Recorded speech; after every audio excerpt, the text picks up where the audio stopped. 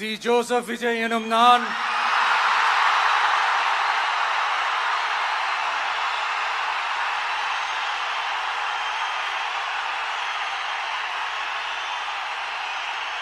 சட்டப்படி அமைக்கப்பெற்ற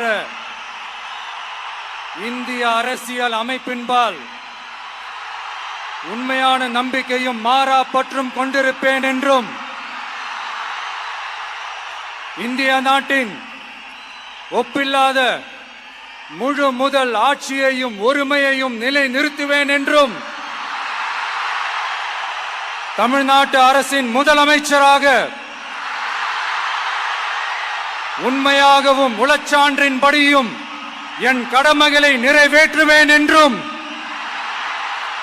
அரசியல் அமைப்பிற்கும் சட்டத்திற்கும் இணங்க அச்சமும் ஒருதலை சார்பும் இன்றி விருப்பு வெறுப்பை விலக்கி பலதரப்பட்ட மக்கள் அனைவருக்கும் நேர்மையானதை செய்வேன் என்றும் ஆண்டவன் மீது ஆணையிட்டு உறுதிமொழிகிறேன்.